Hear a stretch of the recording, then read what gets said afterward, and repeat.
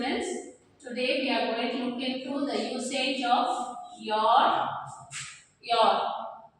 இது வந்து you are அப்படினு நம்ம சொல்லலாம். So your you apostrophe re எங்க யூஸ் பண்ணனும், your எங்க யூஸ் பண்ணனும் அப்படிங்கறத we are going to look into it. இது வந்து எப்போ யூஸ் பண்ணுவாங்கன்னா பின் பாயிண்டர் சொல்றது. நீ பண்ணது தப்பு, you're wrong. பின் பாயிண்டர் ஒருவரை நோக்கி ஒரு விஷயம் சொல்லும்போது இல்ல ஒரு விஷயத்தை நோக்கி பின் பாயிண்டர் சொல்லும்போது நாம வந்து your யூஸ் பண்ணுவோம். இங்க பாருங்க, you're the reason. ஒருவரை நோக்கி சொல்றோம், நீ தான் இதுக்கு காரணம் அப்படின்னு சொல்றோம். அப்போ இங்க you apostrophe re வரும். பின் பாயிண்ட் பண்ணி ஒருத்தரை ஒரு விஷயத்தையோ ஒருத்தரை பத்தியோ சொல்லும்போது your you apostrophe re.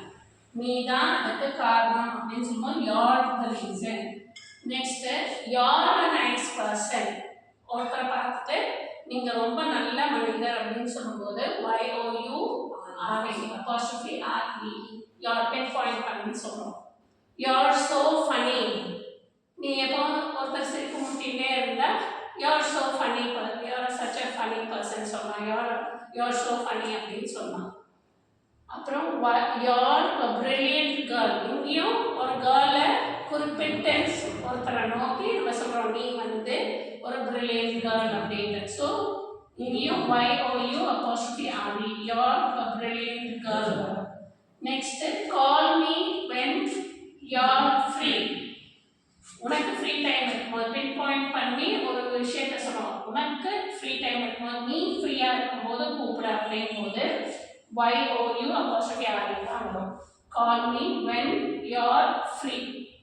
நான் இப்போ வந்து your எப்போ யூஸ் பண்ணுவோம்னா உன்னுடையது. ஒருத்தருக்கு உங்களோட பேக்கா இது, இஸ் திஸ் யுவர் பேக் அப்படின்னு கேட்கலாம். உங்களுக்கு சொந்தமானதா அப்படின்னு கேட்கும்போது your யூஸ் பண்ணுவோம்.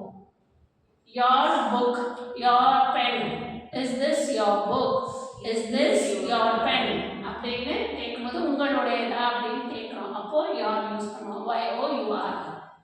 is that your laptop? அது உங்களுடைய லேப்டாப்பா, உங்களுடையதா உன்னுடையதா அப்படின்னு கேட்கும்போது is that your laptop? you are வரும். எனக்கு உங்களோட ஷூஸ் ரொம்ப பிடிச்சிருச்சு, அங்கேயும் உன்னோட ஷூஸ் பிடிச்சிருக்குன்னு குறிப்பிட்டு சொல்றோம் இல்லையா? So I love your shoes. உன்னுடைய ஷூ எனக்கு ரொம்ப பிடிச்சிருக்கு. you are வரும். Your garden is huge. உன்னுடைய கார்டன் உன்னுடையது, உங்களுக்கு சொந்தமானது வருது இல்லையா? So your garden is huge. you are. Hope you understood the difference between your and your. So make 5 sentences for you apostrophe re and 5 sentences for you are.